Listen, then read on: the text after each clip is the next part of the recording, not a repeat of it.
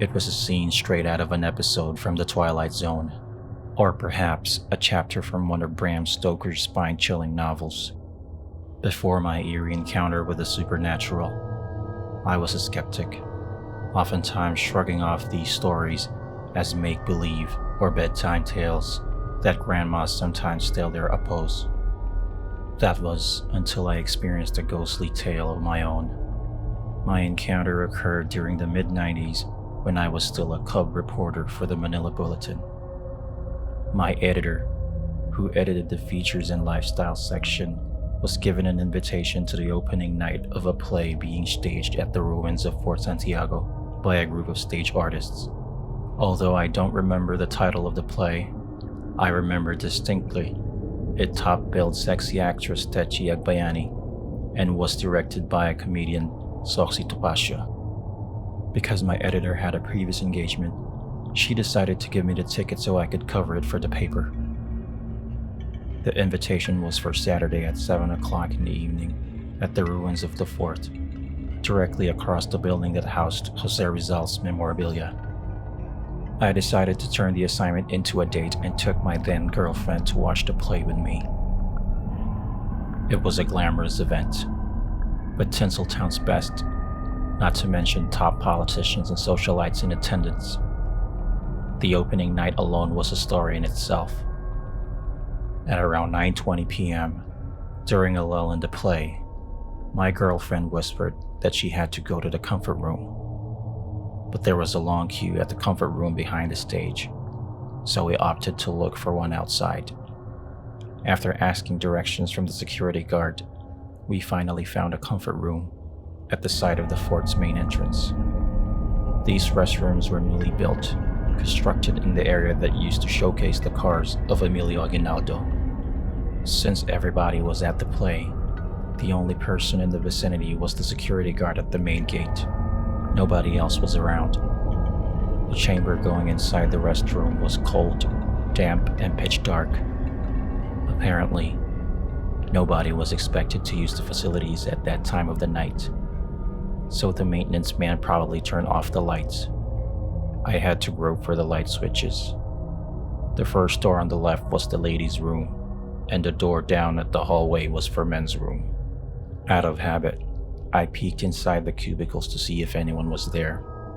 As expected, no one was in the restroom. So I went about my business.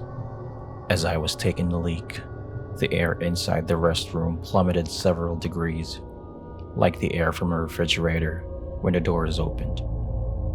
That's weird, I said to myself, but didn't think it was anything to worry about. All of a sudden, I felt something caressing my neck. The hairs on the back of my neck stood on end, and then I felt something caressing both my shoulders down to my feet. Goosebumps popped up all over my arms. I didn't know what to do. I did not want to turn around, for fear of what I might see behind me. There I was, in the middle of answering the call of nature, and some invisible entity was giving me a back rub. To keep from screaming my lungs out in panic, I began humming out some unintelligible song to break the heavy silence. It was like something was about to happen. After what seemed like an eternity halfway through my act of nature, all 5 toilet bowls in the restroom flushed at the same time. This was all I needed to hear. Galvanized by fear, I zipped up my pants even though I was not yet through doing my thing, and fled to the corridor trying hard not to scream.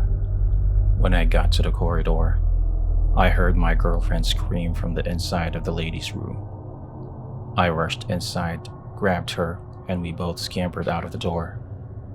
Later, when we'd both calmed down, she told me that something weird happened to her in the restroom. As she was answering the call of nature, a person in military boots walked by her cubicle 3 times. At the same time, the tiles in front of her got hit by some inexplicable force and flew outside the cubicle. That was when she decided enough was enough, and she screamed her head off. Hearing the commotion, The security guard came over to check on us. We told him about what we experienced, and he immediately radioed for assistance. The following day, I relayed my experience to the stage director. He merely laughed at what I told him. Apparently, he and other members of the play had gotten used to such bizarre happenings that hardly anything scares them anymore. Once, he said during a rehearsal, a specter walked across the stage in one of the scenes. Those who saw him said he was Caucasian and dressed in colonial attire. The rehearsals were canceled for the day. More than a decade after the incident, I still find it hard to go inside Fort Santiago after dark.